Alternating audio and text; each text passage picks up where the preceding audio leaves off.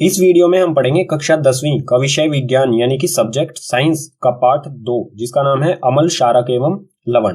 पाठ शुरू करने से पहले महत्वपूर्ण जानकारी यहाँ पर दे देता हूँ। जो भी पार्ट 2 के प्रश्न दिए गए हैं एनसीईआरटी की किताब में, उसके एनसीईआरटी के सॉल्यूशन और साथ ही पाठ के नोट्स दोनों का लिंक जो है वो डिस्क्रिप्शन बॉक्स में दिया गया है। पाठ में सबसे पहले पढ़ते हैं अम्ल के गुण धर्मों के बारे में। अम्ल को इंग्लिश में एसिड कहा जाता है। इसमें सबसे पहले दिया है हमें अम्ल स्वाद में खट्टे होते हैं। अगर अम्ल को हम चखेंगे तो वो स्वाद में हमें खट्टे लगेंगे।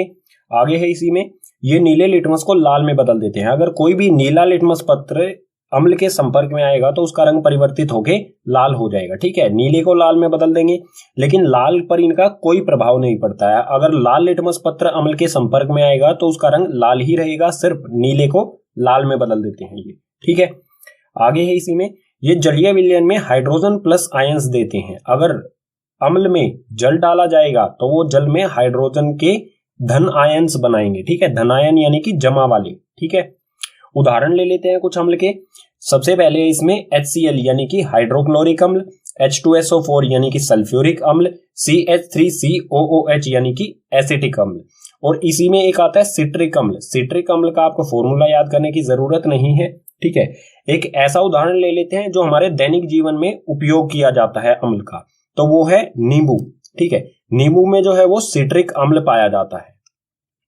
और यहां पर आप देख सकते हैं कि कोई नीला लिटमस पत्र जितना भी नींबू के रस के संपर्क में आया उतना ये लाल रंग में परिवर्तित हो गया। ठीक है, अम्ल में दो शब्द आते हैं, सांद्र अम्ल और तनु अम्ल। इन्हें भी समझना हमारे लिए जरूरी है। तो सांद्र अम्ल क्या होता है? जिसमें अम्ल अधिक मात्रा में और जल अल्प मात्रा में होता है, यानी कि अम्ल जो है वो ज्यादा हो, ठीक है, और पानी वो कम हो, पानी की मात्रा कम हो, अम्ल की मात्रा अधिक हो, तो उसे कहा जाएगा सांद्र अम्ल। ठीक है, इसी प्रकार से तनु अम्ल क्या होता है? जिसमें अम्ल अल्प मात्रा में और जल अधिक मात्रा में हो। सांद्र का बिल्कुल उल्टा होगा तनु। यहाँ पर अम्ल जो है वो अल्प यानी कि कम मात्रा में है और जल अधिक मात्रा में है। अब बात आती है, अगर सांद्र अम्ल को हम तनु अम्ल में बदलना चाहें या तनु अम्ल को सांद्र अम्ल में बदलना चाहें तो किस प्रकार से किया जा सकता है? सांद्र अम्ल को हम पानी में मिला देंगे। ठीक है, सांद्र अम्ल को अगर पानी में डाल दिया जाए तो वो तनु अम्ल में परिवर्तित हो जाएगा, क्योंकि पानी की मात्रा बढ़ जाएगी। इसी प्रकार से अगर तनु अम्ल में से हम पानी को वाष्पीकृत कर दें, ठीक है, पानी को वाष्पीकृत कर दिया जाए तो वो सांद्र अम्ल में परिवर्तित हो जाएगा। ठीक है, अम्ल के गुणधर्म के बाद अब देखते हैं क्षारक के गुणधर्म। क्षारक को इंग्लिश में बेस कहा जाता है। इसमें सबसे पहले दिया है हमें क्षारक स्वाद में कड़वे होते हैं। अगर क्षारक को हम अपनी जीवा यानी कि जीभ पर रखेंगे तो उनका स्वाद हमें कड़वा प्रतीत होगा।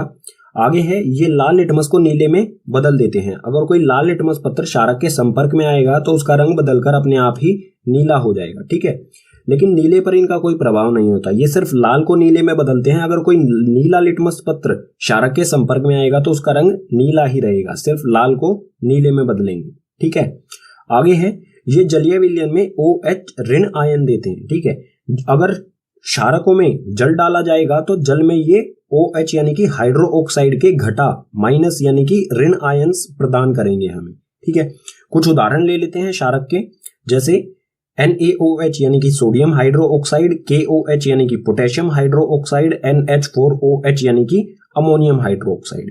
ये कुछ ऐसे उदाहरण हो गए जो हम लेबोरेटरी यानी कि प्रयोगशाला में देखते हैं। एक दैनिक जीवन वाला उदाहरण ले लेते हैं जो हम अपने दैनिक जीवन में इस्तेमाल करते हैं क्षारक, तो वो है साबुन।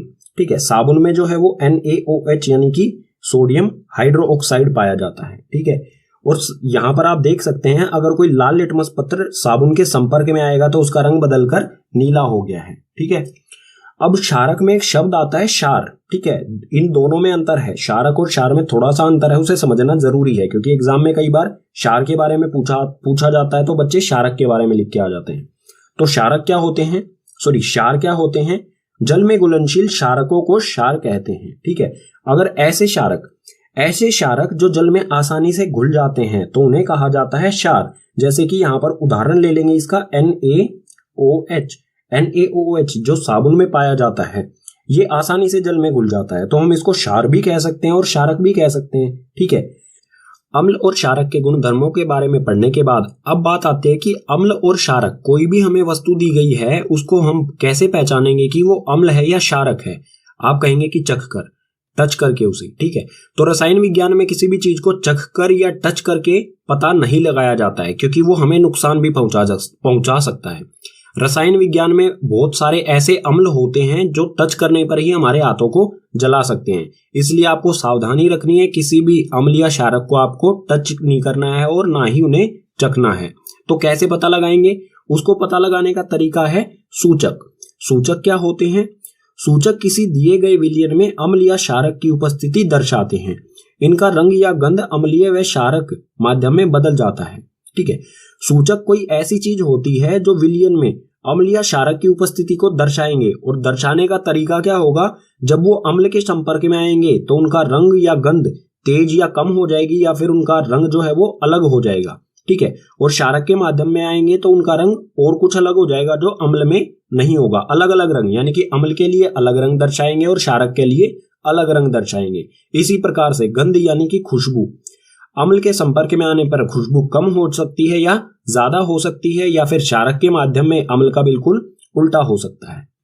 तो सूचक जो है वो 3 प्रकार के होते हैं।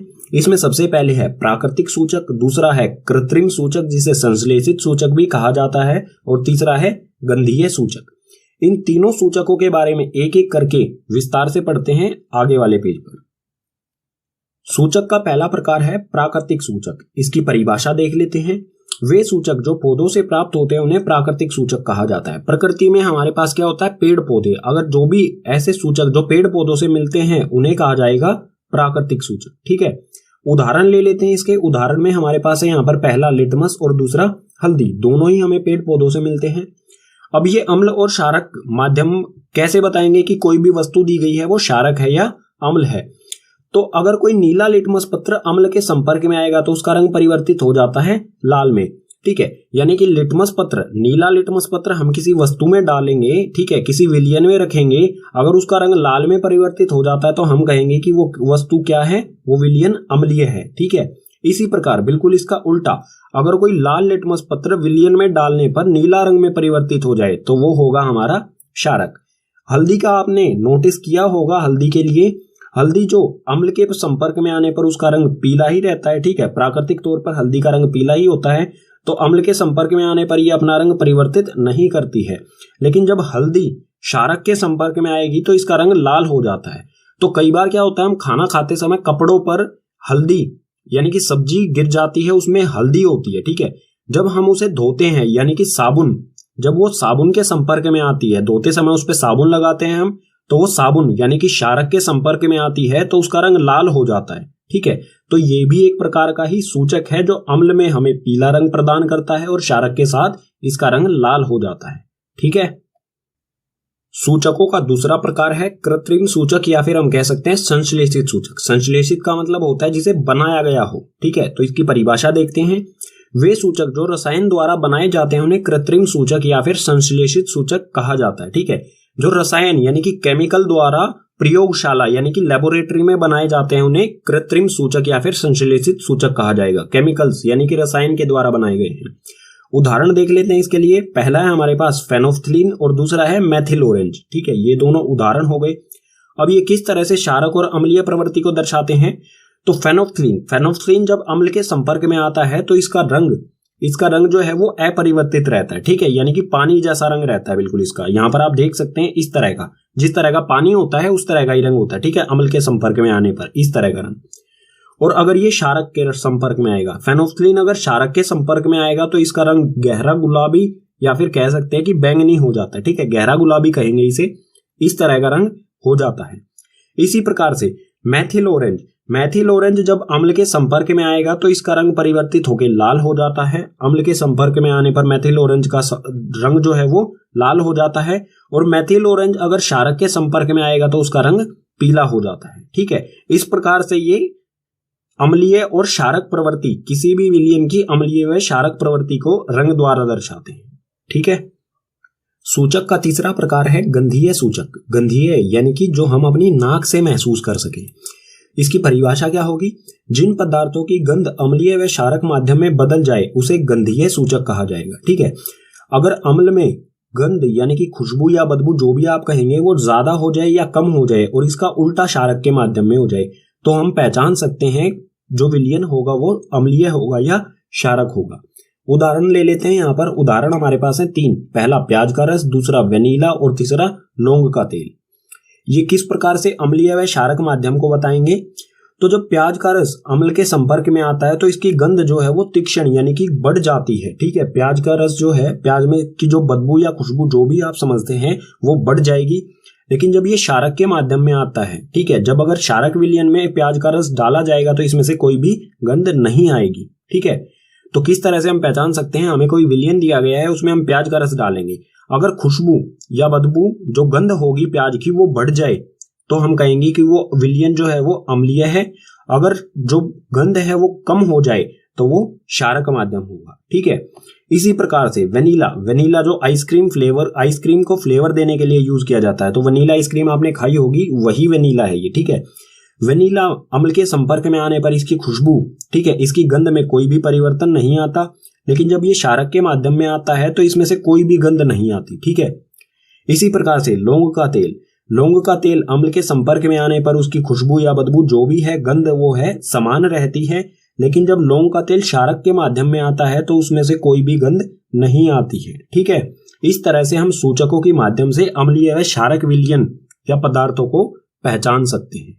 ठीक है, पाठ में अगला विषय है अम्ल व क्षारकों के रासायनिक गुण। रासायनिक गुण यानी कि जो भी अम्ल व क्षारक हैं वो अलग अलग चीजों के साथ अभिक्रिया करके उत्पाद में क्या चीजें बनाएंगे, इसी को कहा जाएगा रासायनिक अभिक्रिया। ठीक है, इसमें सबसे पहले देखते हैं धातु की अम्ल व क्षारक के साथ अभिक्रिया।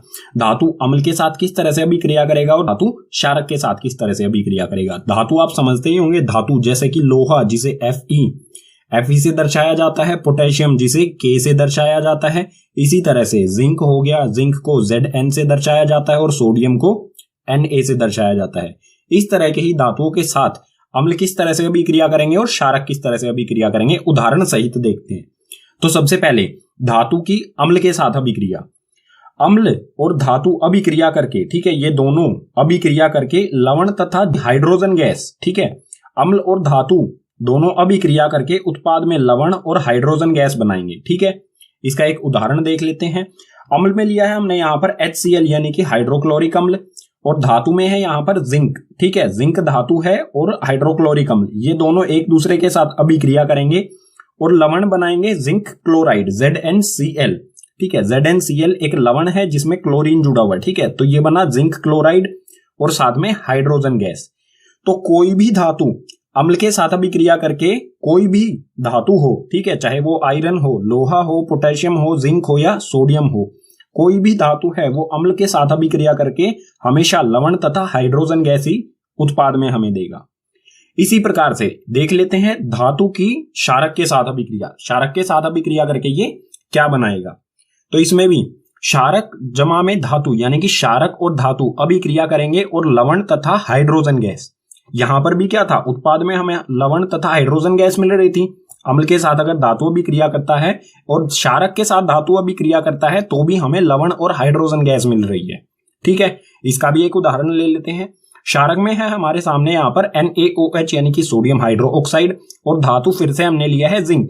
तो सोडियम हाइड्रोक्साइड और जिंक दोनों अभिक्रिया करके लवण बनाएंगे। लवण है हमारे सामने यहाँ पर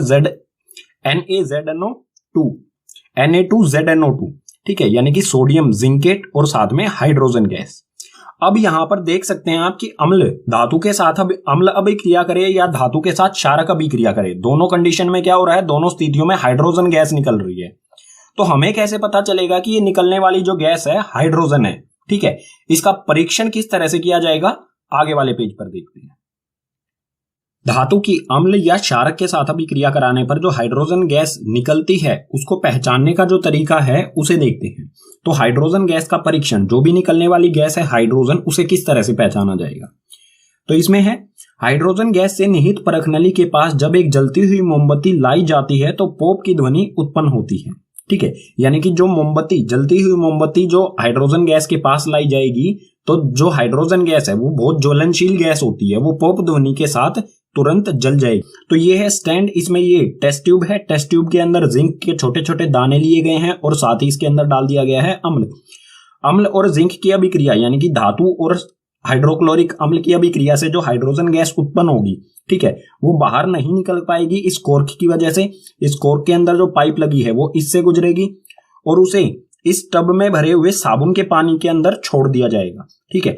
जैसे ये साबुन के पानी के अंदर निकलेगी, ये हाइड्रोजन गैस जो है वो बबल्स में, बुलबुलों में पैक हो जाएगी, ठीक है। और जो ये बुलबुले ऊपर आएंगे, बहुत हल्की गैस होती है हाइड्रोजन, वो आसानी से ऊपर की तरफ जाती है, ठीक है। तो ये बुलबुले जब ऊपर की तरफ जाएंगे, अगर इन बुलबुलों के पास हम जलती हुई मोमबत्ती लेके आएंगे तो ये पोप ध्वनि करते हुए, ठीक है, तुरंत जल जाएंगे पोप की ध्वनि के साथ, ठीक है, क्योंकि बहुत ज्वलनशील गैस होती है हाइड्रोजन, ठीक है।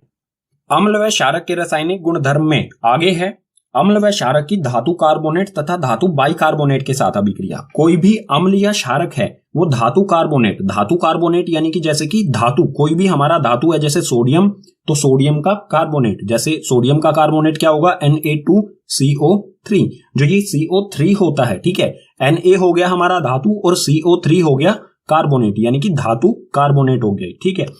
तो अम्ल व क्षारक धातु कार्बोनेट के साथ किस तरह से अभिक्रिया करेंगे, और इसी तरह से अम्ल व क्षारक धातु बाइकार्बोनेट को धातु हाइड्रोजन कार्बोनेट भी कहा जाता है। तो बिल्कुल भी कंफ्यूज नहीं होना है, एक ही चीज है, धातु बाइकार्बोनेट और धातु हाइड्रोजन कार्बोनेट।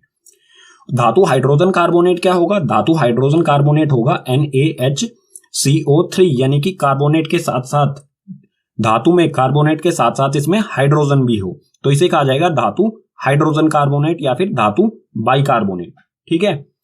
तो इसमें देखेंगे, सबसे पहले इसमें देखते हैं अम्ल की धातु कार्बोनेट के साथ किस तरह से अभिक्रिया करता है, उसके बाद देखेंगे अम्ल धातु बाइकार्बोनेट के साथ किस तरह से अभिक्रिया करेगा। तो ये है अम्ल की धातु कार्बोनेट के साथ अभिक्रिया। अम्ल, ठीक है, कोई भी अम्ल और धातु कार्बोनेट दोनों एक दूसरे के साथ अभिक्रिया करके उत्पाद में हमें लवण, कार्बन डाइऑक्साइड और जल, ठीक है, CO2 यानी कि कार्बन डाइऑक्साइड और जल यानी कि H2O देंगे, ठीक है। हमेशा कोई भी अम्ल हो, अगर किसी भी धातु कार्बोनेट के साथ अभिक्रिया करेगा तो उत्पाद में हमें लवण, कार्बन डाइऑक्साइड और जल ही मिलेंगे, ठीक है। उदाहरण देख लेते हैं इसके लिए। अम्ल में लिया है यहां पर हाइड्रोक्लोरिक अम्ल, और धातु कार्बोनेट जैसा कि उदाहरण में भी बताया था वही है, ठीक है, Na2CO3 यानी कि सोडियम कार्बोनेट, ठीक है। हाइड्रोक्लोरिक अम्ल और सोडियम कार्बोनेट दोनों एक दूसरे के साथ अभिक्रिया करके उत्पाद में बनाएंगे NaCl, जो कि एक लवण होता है, साथ में कार्बन डाइऑक्साइड गैस यानी कि CO2 और साथ में जल यानी कि H2O, ठीक है। अब देखते हैं अम्ल की धातु बाइकार्बोनेट यानी कि धातु हाइड्रोजन कार्बोनेट के साथ अभिक्रिया। तो अम्ल जो है वो धातु बाइकार्बोनेट यानी कि धातु हाइड्रोजन कार्बोनेट के साथ अभिक्रिया करके हमें लवण, कार्बन डाइऑक्साइड और जल, ये तीनों चीजें उत्पाद में मिलती हैं।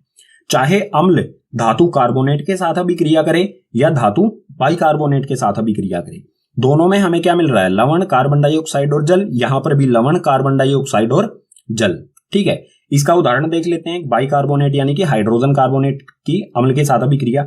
तो अम्ल यहां पर है वही हाइड्रोक्लोरिक अम्ल है, लेकिन यहां पर धातु कार्बोनेट था, यहां पर आ गया धातु हाइड्रोजन कार्बोनेट यानी कि धातु बाइकार्बोनेट। धातु बाइकार्बोनेट है सोडियम हाइड्रोजन कार्बोनेट। उत्पाद में हमें मिलेगा NaCl यानी कि लवण, ठीक है, जो कि एक लवण है, साथ में कार्बन डाइऑक्साइड और जल, ठीक है। ये हो गई अम्ल की धातु कार्बोनेट और धातु बाइकार्बोनेट यानी कि हाइड्रोजन कार्बोनेट के साथ अभिक्रिया। लेकिन क्षारक की अभिक्रिया का तो उदाहरण हमने लिया नहीं, ठीक है। तो इसके बारे में यहां पर एक लाइन लिखी है, क्षारक धातु कार्बोनेट तथा धातु हाइड्रोजन कार्बोनेट या फिर धातु बाइकार्बोनेट के साथ अभिक्रिया नहीं करते हैं। महत्वपूर्ण पॉइंट है ये, ठीक है। कोई भी क्षारक जो है वो ना तो धातु कार्बोनेट के साथ अभिक्रिया करेगा, ना ही धातु बाइकार्बोनेट के साथ अभिक्रिया करेगा, सिर्फ अम्ल करता है इसके साथ अभिक्रिया, ठीक है। अब आप यहां पर देख सकते हैं, अम्ल धातु कार्बोनेट के साथ अभिक्रिया करे या अम्ल धातु बाइकार्बोनेट के साथ अभिक्रिया करे तो गैस कौन सी मिलती है, गैस मिलती है कार्बन डाइऑक्साइड यानी कि CO2, ठीक है। यहां पर भी CO2 और यहां पर भी CO2। तो हम कैसे पहचान पाएंगे कि ये गैस CO2 है, तो अगले पेज पर देखते हैं इसी CO2 यानी कि कार्बन डाइऑक्साइड का परीक्षण किस तरह से किया जाएगा। कार्बन डाइऑक्साइड का परीक्षण, जो भी गैस निकलने वाली है वो कार्बन डाइऑक्साइड है, ये तय किस तरह से किया जाएगा। तो इसमें यहां पर हमें दिया है CO2 यानी कि कार्बन डाइऑक्साइड को चूने के पानी से प्रवाहित करने पर पानी दूधिया हो जाता है। दूधिया यानी कि सफेद रंग का। जब चूने के पानी में कार्बन डाइऑक्साइड को डाला जाएगा, उसके अंदर कार्बन डाइऑक्साइड, चूने के पानी के अंदर कार्बन डाइऑक्साइड को छोड़ा जाएगा, तो जो चूने का पानी है वो सफेद रंग का हो जाएगा, ठीक है। दूधिया यानी कि सफेद रंग, ठीक है। और जो ये अभिक्रिया होगी चूने के पानी की कार्बन डाइऑक्साइड के साथ, ये किस तरह से होगी, ये है CaOH2 यानी कि कैल्शियम हाइड्रो ऑक्साइड। और ये कैल्शियम हाइड्रो ऑक्साइड जो है इसी को कहा जाता है चूने का पानी।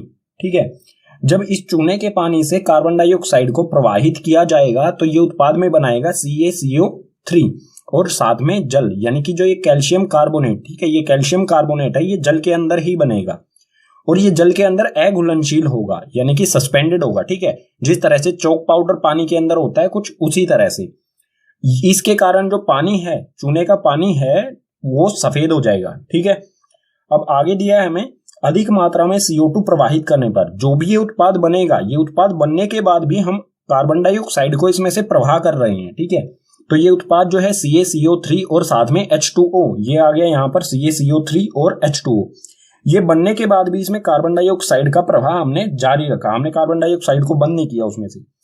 तो ये अभिक्रिया करके एक नया उत्पाद बनाएगा जो होगा CaHCO3। यहां पर तो इस विलयन का रंग जो है वो दूधिया यानी कि सफेद होता है। अगर हम इसमें से और भी कार्बन डाइऑक्साइड गुजारेंगे, ठीक है, जो कि हम यहाँ पर कर रहे हैं, तो इसका रंग जो है वो दूधिया, ठीक है, पहले इसका जो चूने का पानी है इसका रंग बिल्कुल पानी की तरह होता है, जैसा पानी का मतलब कलरलेस, कोई भी रंग नहीं होता। जब कार्बन डाइऑक्साइड गुजारेंगे तो दूधिया, अगर और ज्यादा ही कार्बन डाइऑक्साइड इसमें से गुजारेंगे तो वापस कलरलेस हो जाएगा, यानी कि जैसा पानी होता है बिल्कुल वैसा ही हो जाएगा। अब ये होगा क्यों? CaCO3 जो है वो बिल्कुल चौक पाउडर की तरह होता है, जो स्कूल में चौक यूज किए जाते हैं बिल्कुल उस तरह का होता है, ये जल के अंदर बनेगा। ठीक है, और चौक पाउडर को अगर हम पानी में डालते हैं तो वो उस पानी को सफेद भी कर देता है। ठीक है, इस तरह से होगा ये मान लीजिए विलयन दिया गया है हमें इस बीकर में, ये क्या करेगा, पानी को सफेद भी कर देगा और नीचे की तरफ बैठ भी जाएगा, यानी कि पानी में जो चौक पाउडर है वो अघुलनशील होता है। ठीक है, कुछ पार्टिकल्स जो है छोटे छोटे कण है इसके पानी को सफेद कर देंगे। लेकिन जो ये है CaHCO3, ये कैल्शियम हाइड्रोजन कार्बोनेट, ये जल में घुल जाता है, जैसे चीनी पानी में घुल जाती है, पता भी नहीं चलता, बिल्कुल पानी वैसा का वैसा ही रहता है उसका रंग, उसी तरह से ये पानी के अंदर घुल जाता है और जो दूधिया रंग यानी कि सफेद रंग ये प्रदान करता है ये गायब हो जाता है। ठीक है, इसे डायग्राम से समझ लेते हैं।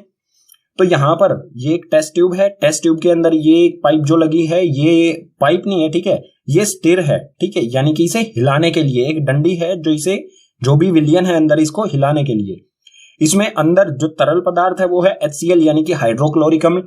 किताब में जो डायग्राम दिया है उसमें मेथेनोइक अम्ल दिया गया है, तो कोई भी अम्ल ले सकते हैं, सल्फ्यूरिक अम्ल ले सकते हैं, हाइड्रोक्लोरिक अम्ल ले सकते हैं, मेथेनोइक अम्ल, और कोई भी धातु कार्बोनेट, यहां पर धातु कार्बोनेट है Na2CO3 यानी कि सोडियम कार्बोनेट। तो HCl और सोडियम कार्बोनेट की अभिक्रिया में हमें एक लवण मिलेगा, जल मिलेगा और साथ में कार्बन डाइऑक्साइड गैस, गैस सिर्फ जो बनेगी वो होगी कार्बन डाइऑक्साइड। इस कोर्क की वजह से बाहर तो निकल नहीं पाएगी, यहाँ पे कोर्क की वजह से जो गैस होगी इस पाइप की सहायता से इसमें जाएगी, दूसरी टेस्ट ट्यूब में जाएगी। इसमें पहले से जो है वो है चूने का पानी, ठीक है, यानी कि CaOH2 कैल्शियम हाइड्रो ऑक्साइड। जब ये कैल्शियम हाइड्रो ऑक्साइड में पहुंचेगी, जैसे ही ये इसमें पहुंचेगी ये दूधिया होना शुरू हो जाएगा।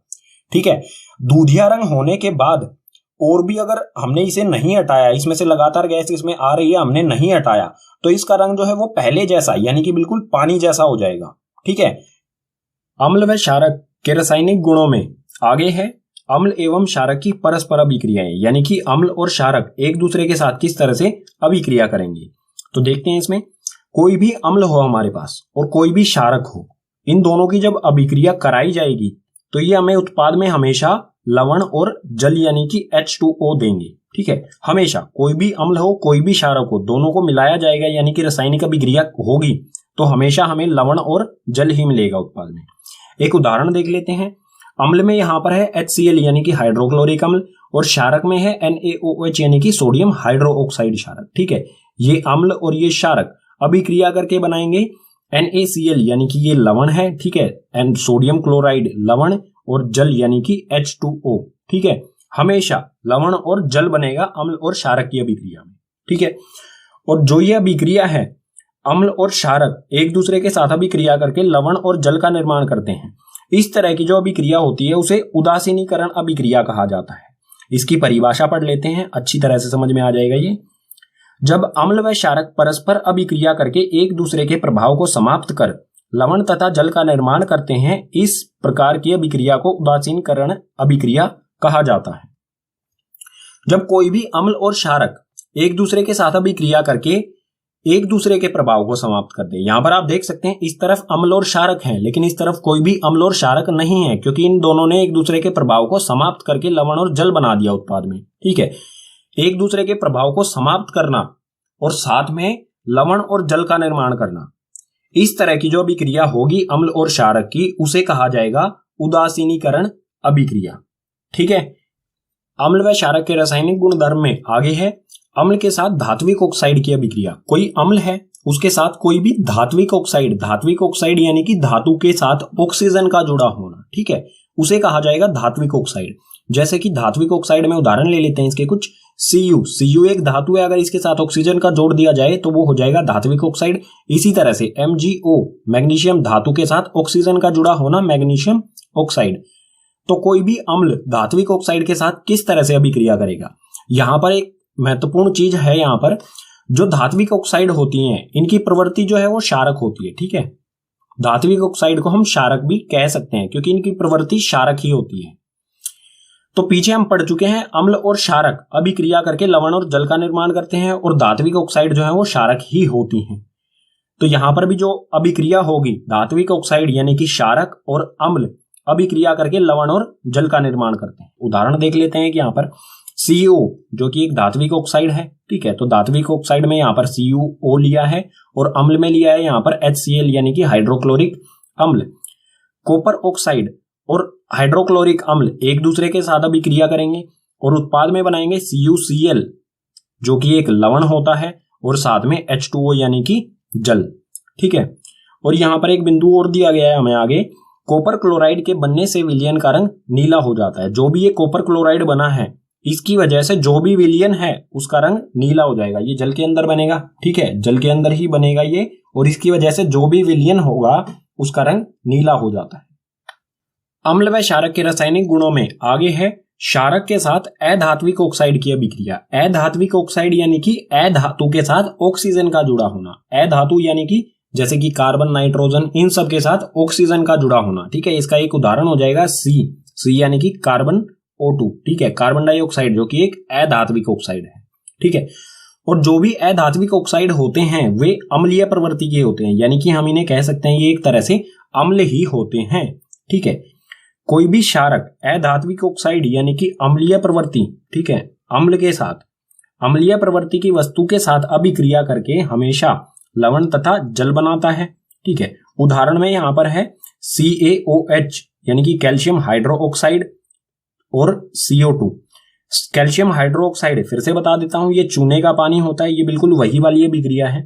तो कैल्शियम हाइड्रो ऑक्साइड और कार्बन डाइऑक्साइड ये एक दूसरे के साथ अभिक्रिया करेंगे। CaOH जो चूने का पानी होता है वो क्षारक प्रवृत्ति का होता है। ठीक है, तो क्षारक में लिया है हमने यहाँ पर कैल्शियम हाइड्रो ऑक्साइड और अधात्विक ऑक्साइड में है कार्बन डाइऑक्साइड। ठीक है, तो चूने का पानी और कार्बन डाइऑक्साइड अभिक्रिया करके CaCO3 यानी कि कैल्शियम कार्बोनेट जो कि एक लवण होता है उत्पाद में मिलेगा, और साथ में मिलेगा हमें H2O यानी कि जल। अम्ल व क्षारक के रासायनिक गुणों में आगे है जलीय विलयन में अम्ल तथा क्षारक। अगर अम्ल जलीय विलयन में है तो वो किस तरह के गुण प्रदर्शित करेगा, और अगर क्षारक जलीय विलयन में है तो वो किस तरह के गुणधर्म प्रदर्शित करेगा। इसमें पहले देख लेते हैं अम्ल को जलीय विलयन में डाला जाएगा तो क्या होगा। इसमें पहला बिंदु दिया गया है, इसके बारे में हम पहले भी पढ़ चुके हैं, फिर से देख लेते हैं। जल की उपस्थिति में अम्ल हाइड्रोजन प्लस आयंस उत्पन्न करते हैं। हाइड्रोजन प्लस, ठीक है, अब प्लस का मतलब धन आयंस, ठीक है, हाइड्रोजन के जमा वाले आयंस उत्पन्न करते हैं। ये हम पेज नंबर 1 या 2 पे पढ़ चुके हैं, तो इसके बारे में ज्यादा नहीं पढ़ेंगे। हाइड्रोजन आयन H3O धनायन, ठीक है, इस रूप में रहते हैं। जो ये हाइड्रोजन आयंस हैं ये इस रूप में स्थायी नहीं होते हैं, तो ये स्थायीपन लाने के लिए इन्हें इस अवस्था में आना पड़ता है। H3O धनायन इस अवस्था में रहते हैं, और ये जो अवस्था है H3O पॉजिटिव, इसको कहा जाता है हाइड्रोनियम आयन। ठीक है, इसको कहा जाएगा हाइड्रोनियम आयंस। जो भी हाइड्रोजन के आयंस हैं वो हाइड्रोनियम आयंस के रूप में रहते हैं, ना कि हाइड्रोजन के। ठीक है, अब ये जो हाइड्रोनियम आयंस हैं ये बनते किस तरह से हैं। कोई भी हाइड्रोजन आयन है वो जल के साथ अभिक्रिया करता है। ठीक है, तो एक हाइड्रोजन यहां पर है और 2 हाइड्रोजन यहां पर है, ये एक हाइड्रोजन और दो हाइड्रोजन अभिक्रिया करके कुल 3 हाइड्रोजन बनाते हैं और O, ठीक है। तो ये हो गया H3O जमा यानी कि धन आयन, इसी को कहा जाता है हाइड्रोनियम आयंस, ठीक है। इसका एक और उदाहरण ले लेते हैं, अच्छी तरह से समझ में आ जाएगा हमें। जैसे यहां पर है HCl यानी कि हाइड्रोक्लोरिक अम्ल, जब हाइड्रोक्लोरिक अम्ल को जल में, ठीक है, H2O यानी कि जल में डाला जाएगा तो ये बनेगा एक H यहां पर और H2O, हाइड्रोजन 2 यहां पर है, एक यहां पर है, ये जुड़कर 3 हाइड्रोजन और O पॉजिटिव यानी कि ये बन गया हाइड्रोनियम आयंस। और क्लोरीन जो है, क्लोरीन अलग हो जाएगा, ठीक है, नेगेटिव चार्ज आ जाएगा इस पे यानी कि घटा का ऋण आयन हो जाएगा ये, ठीक है। तो इस तरह से बनता है ये हाइड्रोनियम आयंस। अब देखते हैं जलीय विलयन में क्षारकों को डाला जाएगा तो क्या होगा। क्षारक जल की उपस्थिति में OH यानी कि हाइड्रो ऑक्साइड के घटा वाले आयंस बनाते हैं, ठीक है, घटा वाले यानी कि ऋण आयन बनाएंगे। ये किस तरह से बनेगा, ये यहां पर है सोडियम हाइड्रो ऑक्साइड, जल की उपस्थिति में ये Na जमा और OH घटा, इस तरह से ये बट जाएंगे, अलग अलग हो जाएंगे, ठीक है, जल की उपस्थिति में। तो OH यानी कि हाइड्रो ऑक्साइड के ऋण आयंस बनाएंगे। किसी भी वस्तु की प्रवृत्ति क्षारक है उसका कारण होता है हाइड्रो ऑक्साइड के आयंस। आगे है जल के साथ अम्ल व क्षारक मिलाते समय सावधानियां। जब हम जल और अम्ल या फिर क्षारक को मिलाएंगे तो उस समय हमें कुछ सावधानियां रखनी होती हैं जो बहुत जरूरी हैं।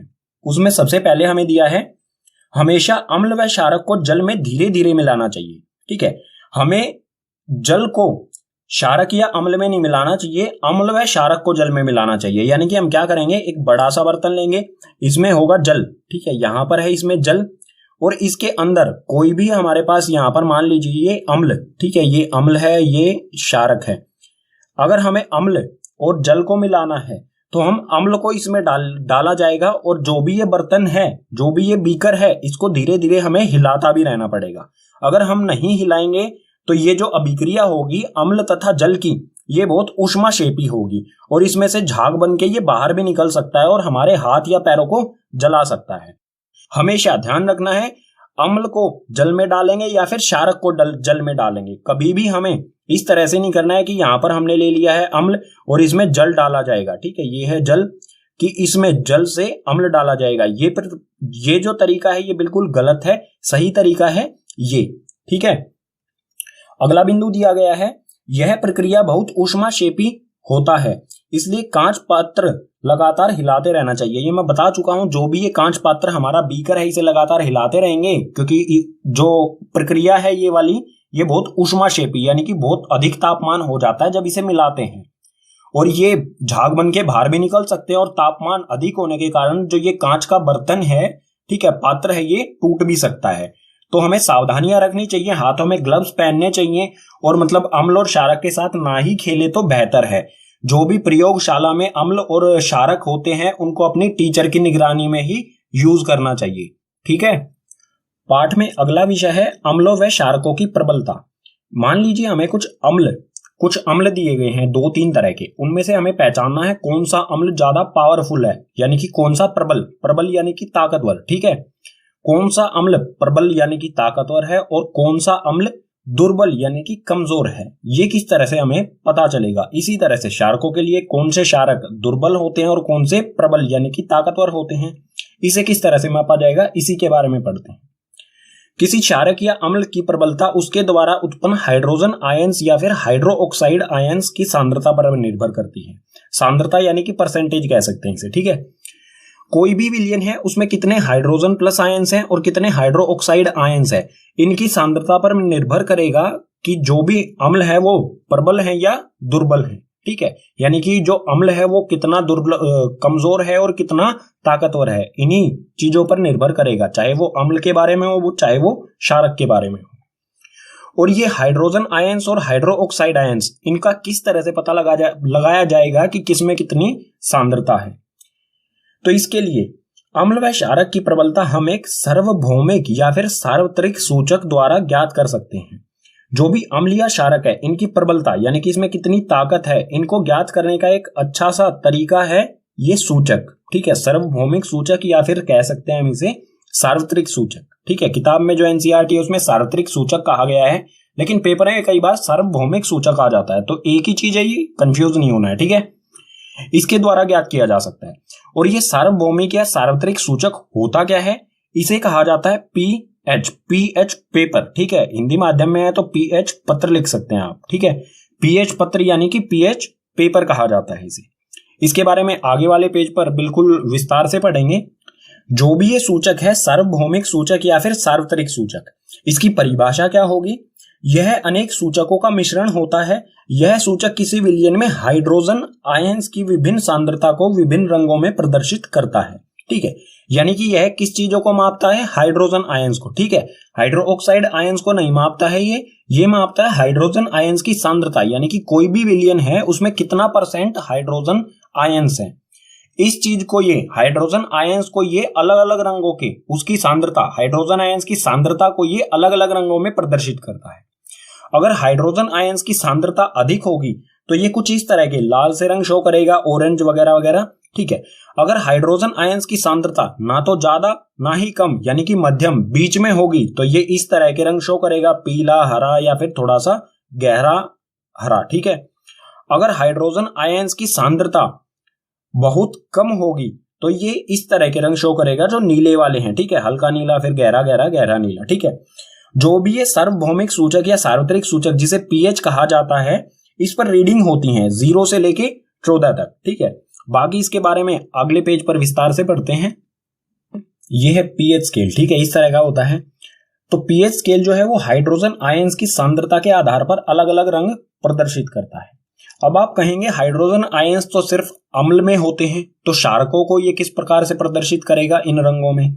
तो आपको ये जानना जरूरी है, ठीक है। ये पीएच स्केल, इस पे 0 से 14 तक रीडिंग होती है। आपका ये जानना जरूरी है कि जो हाइड्रोजन आयंस होते हैं या फिर हाइड्रोक्साइड आयंस होते हैं, ठीक है, हाइड्रोजन आयंस अम्ल में भी होते हैं और क्षारक में भी होते हैं। इसी प्रकार से हाइड्रोक्साइड आयंस अम्ल में भी होते हैं और क्षारक में भी होते हैं, ठीक है। इसको समझते हैं। ये आपको एक पट्टी सी दिख रही होगी, स्केल है ये, ठीक है, किताब में भी दिया गया है ये। तो जो 7 होता है, पीएच स्केल का जो 7 मान होता है, ये वाली लाइन यहां पर होता है लवण, ठीक है। ये मान जो है ये है लवण के लिए। अगर इससे हम उल्टे हाथ की तरफ, ठीक है, इस साइड में जाएंगे तो ये जो सभी रंग हैं ये अम्लीय हैं। कोई भी हाइड्रोजन आयंस की प्रवृत्ति, मतलब इन रंगों में प्रदर्शित करेगा हाइड्रोजन आयंस को, तो इस साइड में ये सारे अम्ल दर्शाएगा और इस साइड के रंगों में ये क्षारक, ठीक है, क्षारीय प्रवृत्ति को दर्शाएगा। अब बात आती है हाइड्रोजन आयंस और हाइड्रोक्साइड आयंस, ठीक है, क्षारक को किस तरह से प्रदर्शित करता है। तो देखो यहां पर ये स्केल है लवण, इससे इधर सभी अम्ल आ जाएंगे और इससे इधर सभी क्षारक आ जाएंगे, ठीक है। और यहां पर आप देख सकते हैं जो नीले वाला क्षेत्रफल है, ठीक है, ये नीला रंग जो दिखाई दे रहा है ये है हाइड्रोजन आयंस, ठीक है। और जो ये सफेद वाला हिस्सा है ये है हाइड्रोक्साइड आयंस। तो जो भी अम्ल होते हैं उसमें ये सफेद वाला भी क्षेत्रफल है और नीले रंग वाला भी क्षेत्रफल है, यानी कि यहां पर हाइड्रोजन आयंस भी हैं और हाइड्रोक्साइड आयंस भी हैं, ठीक है। लेकिन अम्ल क्यों है ये? फिर अगर इसमें हाइड्रोक्साइड आयंस भी हैं तो ये अम्ल क्यों है? क्योंकि इसमें हाइड्रोजन आयंस अधिक हैं, हाइड्रोक्साइड आयंस बहुत कम है, ठीक है। और लवण पर क्या होता है, जितने हाइड्रोजन आयंस होते हैं उतने ही हाइड्रोक्साइड आयंस होते हैं और ये मिलकर H2O बना देते हैं, ठीक है, लवण और जल बना देते हैं। इसलिए यहां पर जो ये है लवण होता है उदासीन, ठीक है, उदासीन अभिक्रिया 7 पर ही होती है, ठीक है। अब इस साइड आएंगे तो यहां पर आप देख सकते हैं ये नीले वाला क्षेत्रफल कम हो रहा है, यानी कि हाइड्रोजन आयंस कम हो रहे हैं, और जो सफेद वाला क्षेत्रफल है ये अधिक हो रहा है, यानी कि हाइड्रोक्साइड आयंस ज्यादा है। अगर हाइड्रोक्साइड आयंस ज्यादा हैं तो वो प्रवृत्ति होगी क्षारीय, अगर हाइड्रोजन आयंस ज्यादा हैं तो वो प्रवृत्ति होगी अम्लीय। तो ये जो हाइड्रोजन आयंस की सांद्रता अगर अधिक होगी तो वो अम्लीय, अगर हाइड्रोजन आयंस की सांद्रता बहुत कम होगी तो वो क्षारीय प्रवृत्ति को दर्शाएगा, ठीक है। ये क्षारक के लिए इस तरह के रंग प्रदर्शित करेगा, यानी कि 7 से अधिक रीडिंग देगा, और अम्ल के लिए 7 से कम रीडिंग देगा। तो यहां पर ये इंफॉर्मेशन मैंने लिख दी है, फिर भी एक बार पढ़ लेते हैं। pH इक्वल्स टू 7, किसी भी विलयन का pH मान अगर 7 है तो इसका मतलब क्या है, जो विलयन है वो उदासीन, उदासीन यानी कि लवण है वो, ठीक है। अगर किसी का pH मान 7 से कम, ठीक है, ये कम का निशान है, pH मान 7 से कम है, अगर 7 से कम है तो वो विलयन अम्लीय होगा, ठीक है। और आगे है इसमें pH मान जो है वो 7 से अधिक है, अगर 7 से अधिक है तो वो विलयन जो होगा वो क्षारक होगा, ठीक है, क्षारीय विलयन होगा। ये था कुल मिला के पीएच स्केल के बारे में। ठीक है, अब बात कर लेते हैं पीएच का हमारे जीवन में, दैनिक जीवन में क्या महत्व है। तो उसी के बारे में दिया गया है, दैनिक जीवन में पीएच का महत्व। जो भी हमारा पीएच मान है उसके कितनी महत्वपूर्ण है हमारे जीवन में। तो इसमें पहला बिंदु दिया गया है, हमारा शरीर 7 से 7.8 पीएच के बीच कार्य करता है। हमारे शरीर का जो पीएच मान होता है वो 7 से लेके 7.8 तक होता है। अगर हमारे शरीर का पीएच मान 7 से कम हो जाए या 7.8 से अधिक हो जाए तो हम बीमार पड़ जाएंगे। ठीक है, हमें कई तरह की बीमारियां लग जाएंगी। इसमें अगला बिंदु है, वर्षा के जल का पीएच मान जब 5.6 से कम हो जाता है तो अम्लीय वर्षा कहलाती है।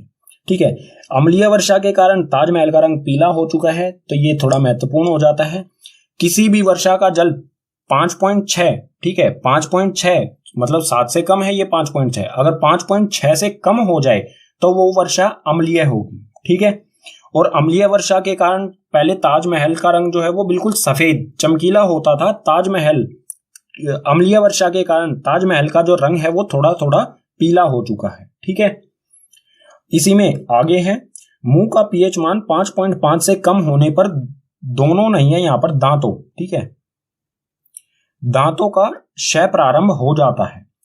अगर हमारे मुंह का पीएच मान 5.5 से कम हो जाए तो हमारे जो दांत हैं वो गलना शुरू कर देते हैं। क्षय यानी कि गलना, ठीक है, गलना शुरू कर देते हैं, क्योंकि जो 5.5 होता है उससे कम अम्ल जो है वो प्रबल होता जाता है। ठीक है, अम्ल की प्रबलता अधिक होगी तो वो हमारे दांतों के साथ अभिक्रिया करेगा और उनको गलाना शुरू कर देगा।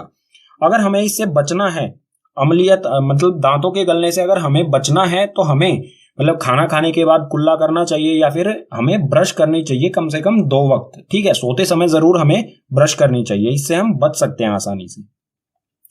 आगे है, मधुमक्खी का डंक अम्ल छोड़ता है जिसके कारण जलन व दर्द होता है। जब भी कोई मधुमक्खी काटती है तो उसके कारण हमें बहुत ज्यादा दर्द होता है। ठीक है, अगर उसका डंक अंदर ही है हमारे शरीर के अंदर तो वो बहुत ज्यादा दर्द करता है, क्योंकि जो डंक होता है उसमें एक अम्ल होता है जिसका नाम है मेथनोइक अम्ल।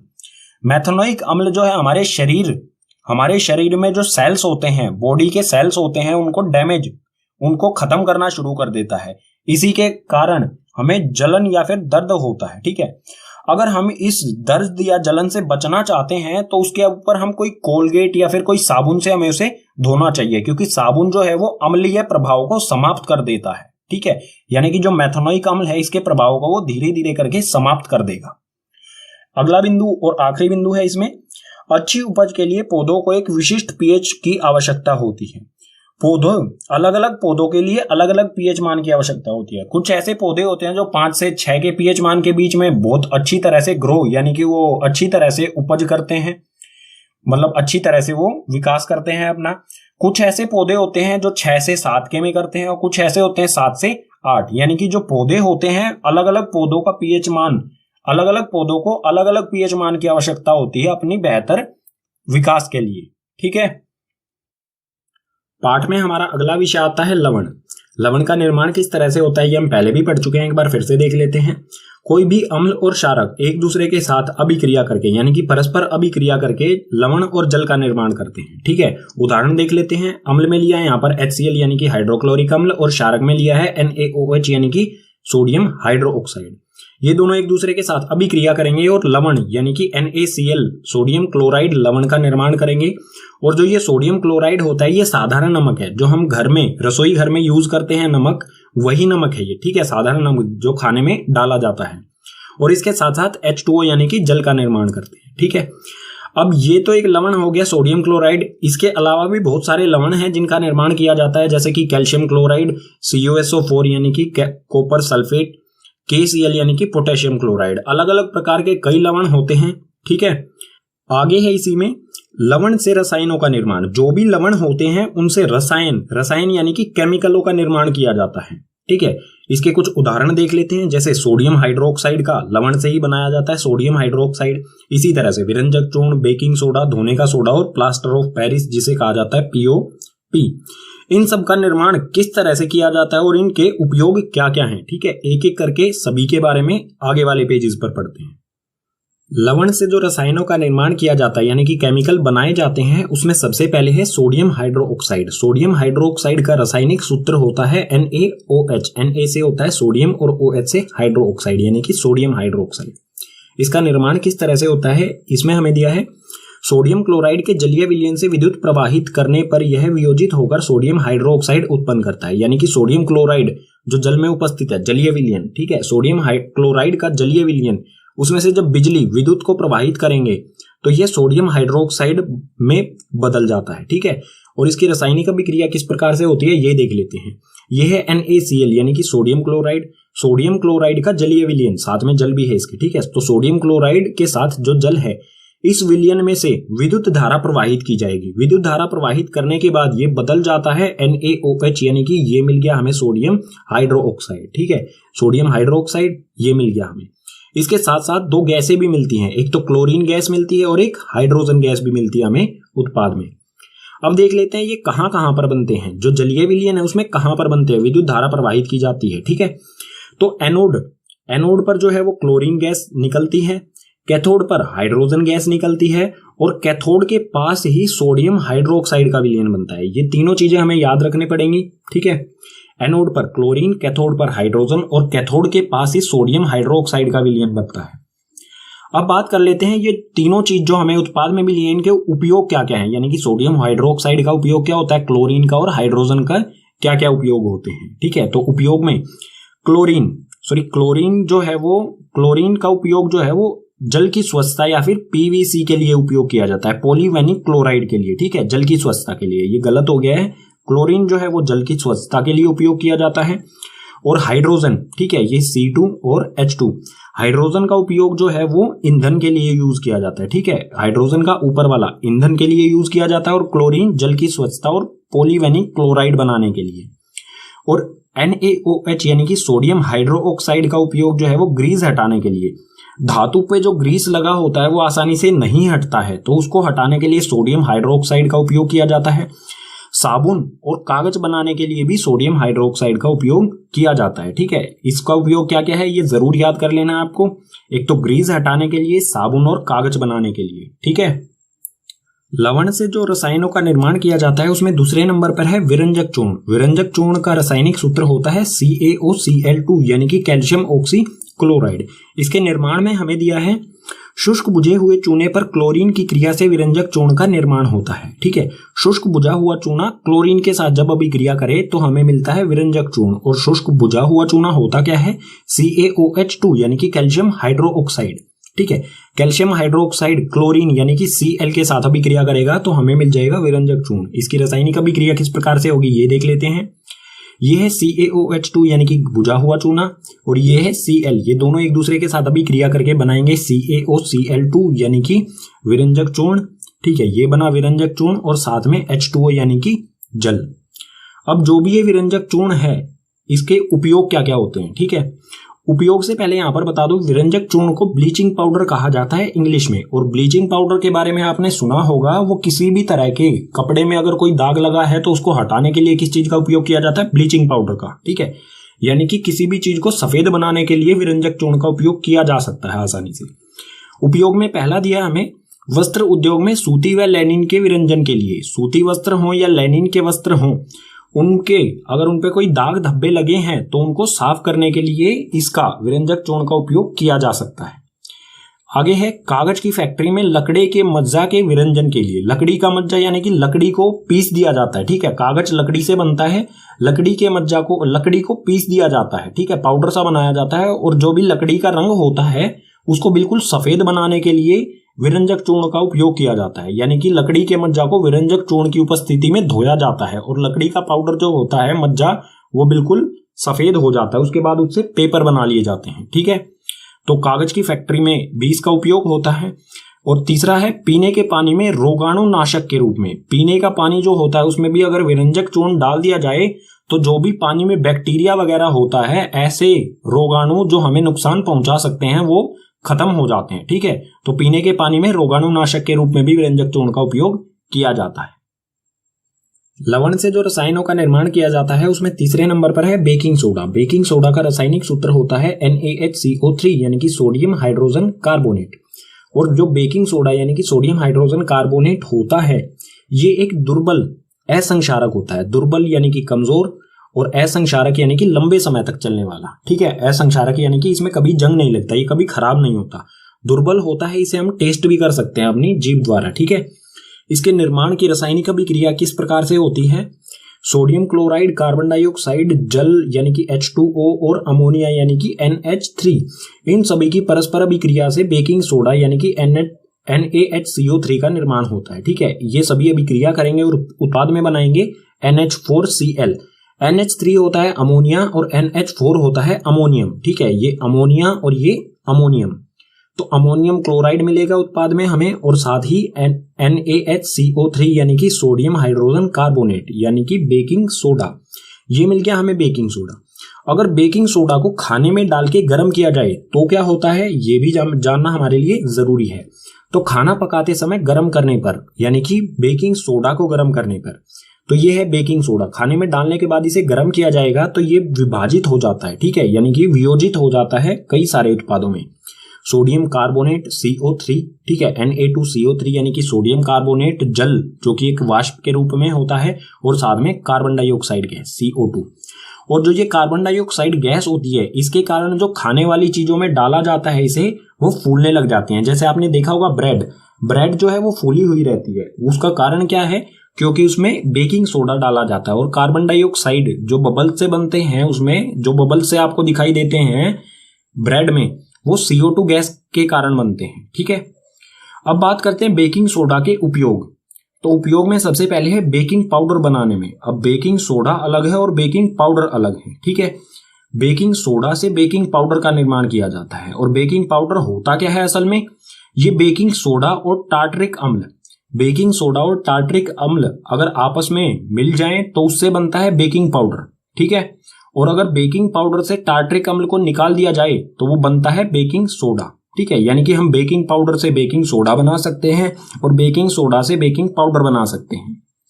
इसका दूसरा उपयोग है, यह एंट एसिड का एक संघटक है। एंट एसिड यानी कि जब हमें एसिडिटी होती है तो हम ये इनो वगैरह जो लेते हैं वो एंट एसिड होते हैं। तो एंट एसिड में भी बेकिंग सोडा का उपयोग किया जाता है क्योंकि एक दुर्लभ असंक्षारक है। ठीक है, ये कभी भी खराब ना होने वाला, दुर्लभ है, हमारे शरीर को ये नुकसान नहीं पहुंचाता है। इसलिए जो एंट एसिड होते हैं, जो एसिडिटी होते हैं हमारे शरीर में, उससे राहत पहुंचाने के लिए जो दवाई बनाई जाती हैं उसमें भी ये डाला जाता है।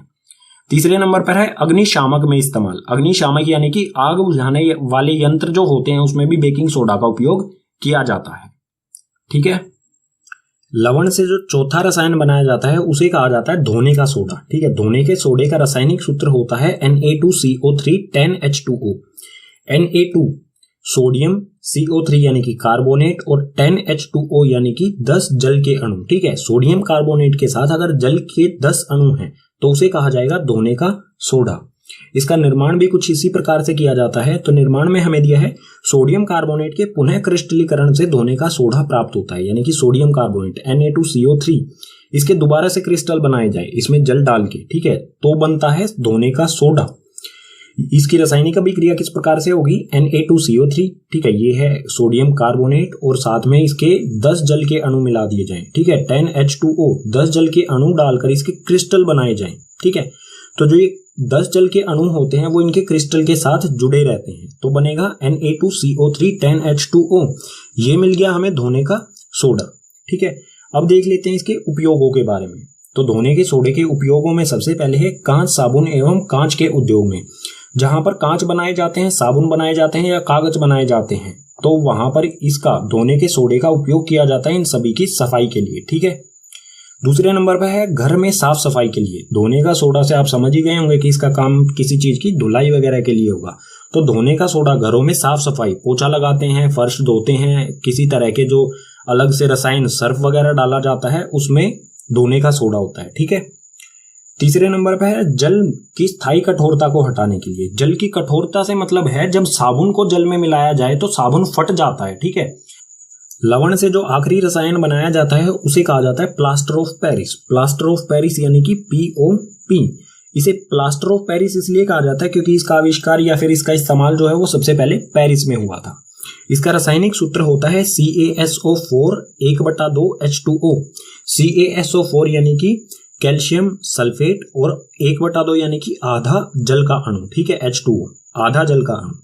कैल्शियम सल्फेट के साथ अगर आधा जल का अणु है तो उसे कहा जाएगा प्लास्टर ऑफ पेरिस। और इसके बनाने की विधि क्या है, यानी कि निर्माण की विधि क्या है? जिप्सम को 373 केल्विन पर गर्म करने पर यह जल के अणु त्याग कर कैल्शियम सल्फेट अर्ध हाइड्रेट बनता है, ठीक है। इसे हम क्या कहेंगे? कैल्शियम सल्फेट, आधे को कहेंगे हम अर्ध, और हाइड्रेट का मतलब होता है जल, ठीक है। अर्ध हाइड्रेट यानी कि आधे जल का अणु, कैल्शियम सल्फेट के साथ आधे जल का अणु, तो उसे कहा जाएगा कैल्शियम सल्फेट अर्ध हाइड्रेट, ठीक है। तो ये बनता है। और जिप्सम क्या होता है? जिप्सम होता है ये CaSO4 2 H2O, यानी कि इसके साथ 2 जल के अणु होते हैं। अगर इसे गर्म किया जाए 100 डिग्री सेल्सियस, 100 डिग्री सेल्सियस भी कह सकते हैं, ठीक है, या फिर 373 केल्विन या फिर 100 डिग्री सेल्सियस पर इसे गर्म किया जाएगा, तो ये अपना डेढ़ जल का अणु त्याग के सिर्फ आधा जब जल का अणु बचता है इसके पास, तो ये बन जाता है प्लास्टर ऑफ पेरिस, यानी कि CaSO4 अर्ध हाइड्रेट, ठीक है। आगे है इसमें, इस सफेद चूर्ण को जल में मिलाने पर यह फिर से जिप्सम बन जाता है। अगर, ठीक है, यानी कि हम समझ सकते हैं प्लास्टर ऑफ पेरिस किस रंग का होता है? सफेद रंग का। तो सफेद जो चूर्ण होता है इसको वापस अगर जल में मिला दिया जाए तो ये फिर से जिप्सम बन जाता है, ठीक है। यानी कि हम जिप्सम को प्लास्टर ऑफ पेरिस बना सकते हैं और प्लास्टर ऑफ पेरिस को जिप्सम, दोनों एक दूसरे में बदले जा सकते हैं। अगर प्लास्टर ऑफ पेरिस में जल डाल दिया जाए तो वो जिप्सम बन जाएगा, और जिप्सम को 373 डिग्री केल्विन या फिर 100 डिग्री सेल्सियस पर गर्म करें तो वो प्लास्टर ऑफ पेरिस बन जाएगा, ठीक है। और प्लास्टर ऑफ पेरिस से जिप्सम बनाने की विधि किस प्रकार है ये देख लेते हैं, रासायनिक अभिक्रिया इसके लिए, ठीक है। तो यह है CaSO4 हाफ H2O यानी कि अर्ध हाइड्रेट, ठीक है, कैल्शियम सल्फेट अर्ध हाइड्रेट, यानी कि ये क्या है? Plaster of Paris. Plaster of Paris में अगर 1.5 जल के अणु, 1 और आधा जल का अणु इसके साथ मिला दिया जाए तो ये बन जाएगा जिप्सम। और अगर जिप्सम, इसको अगर वापस अभिक्रिया कराई जाए, ठीक है, अगर इसकी वापस अभिक्रिया कराई जाए 100 डिग्री सेल्सियस, ठीक है, 100 डिग्री सेल्सियस पर अगर जिप्सम को गर्म किया जाए तो ये वापस किस में बदल जाएगा? CaSO4 अर्ध हाइड्रेट में बदल जाएगा, ठीक है। जो 1.5 जल का अणु है वो इसमें से अलग निकल जाएगा वाष्पीकृत होकर, तो बन जाएगा ये POP, ठीक है। अब देखते हैं प्लास्टर ऑफ पेरिस यानी कि POP के उपयोग क्या क्या होते हैं। तो इसका पहला उपयोग हमें दिया है टूटी हुई हड्डियों को सही जगह पर स्थिर रखने के लिए, यानी कि इसका इस्तेमाल अस्पताल में डॉक्टरों के द्वारा किया जाता है। अगर किसी मरीज की हड्डी टूट जाती है तो उसकी हड्डी को सही जगह पर स्थिर रखा जाता है प्लास्टर के द्वारा, ठीक है। उस पर प्लास्टर चढ़ा दिया जाता है, जो सफेद पाउडर होता है ये प्लास्टर ऑफ पेरिस, इसे गीला करके पट्टी के साथ से, ठीक है, जहां भी हड्डी टूटी होती है वहां पर इसे चिपकाया जाता है और कुछ मतलब महीने भर के लिए इसे ऐसे ही रखा जाता है। तो हड्डी जो है वो अपने आप ही स्थिर रहेगी, अगर सही जगह पर रहेगी तो वो अपने आप ही जुड़ जाती है। दूसरा उपयोग है खिलौने तथा सजावट का सामान बनाने के लिए। कई तरह के खिलौने, जो सफेद से खिलौने दिखते हैं, सफेद पाउडर से बने होते हैं, वो सभी जो है वो प्लास्टर ऑफ पेरिस से ही बने होते हैं, ठीक है, यानी कि POP से ही बने होते हैं। आखिरी है इसमें दीवार की सतह को चिकना बनाने के लिए दीवारों पर भी लगाया जाता है। जो वॉल पुट्टी होती है वो असल में POP ही होती है, ठीक है, प्लास्टर ऑफ पेरिस ही होती है, ठीक है, उससे दीवार जो है वो चिकनी हो जाती है, ठीक है। चैप्टर के लास्ट में आता है क्रिस्टलन का जल। क्रिस्टलन का जल क्या होता है, यानी कि इसकी परिभाषा क्या होती है? लवण के एक सूत्र इकाई में जल के निश्चित अणुओं की संख्या को क्रिस्टलिन का जल कहते हैं, ठीक है। यानी कि किसी लवण के एक इकाई में कुछ जल के अणुओं की संख्या है, उसी को कहा जाएगा क्रिस्टलिन का जल, ठीक है। इसका उदाहरण देख लेते हैं, जैसे यहाँ पर है CuSO4 यानी कि कॉपर सल्फेट 5H2O यानी कि 5 जल के अणु हैं। कॉपर सल्फेट जो हमारा ये लवण है इसमें 5 जल के अणुओं की संख्या है, तो इसको जो 5 जल के अणु है इसे कहा जाता है क्रिस्टलीन का जल। और जो ये क्रिस्टलीन का जल होता है ये दिखाई नहीं देता है, ठीक है। अगर इसे गर्म किया जाए तो ये वाष्प बन के बाहर निकलने लगता है। और भी बहुत सारे उदाहरण देखना चाहें तो जैसे जिप्सम में 2 जल के अणु थे, POP में आधा जल का अणु था, धोने के सोडे में 10 जल के अणु थे, वो सभी इसके उदाहरण हो जाएंगे, ठीक है। इसी के साथ पाठ के सभी विषय हो जाते हैं कंप्लीट। उम्मीद करूंगा आपको सभी विषय समझ आए होंगे। अगर आपको सभी विषय समझ आए हैं तो इस वीडियो को अपने क्लासमेट के साथ शेयर कीजिए। कोई भी विषय जो समझ नहीं आया है उसे कमेंट बॉक्स सेक्शन में मेंशन कीजिए। और NCERT सॉल्यूशन और पाठ के नोट्स दोनों का लिंक जो है वो डिस्क्रिप्शन बॉक्स में दिया गया है।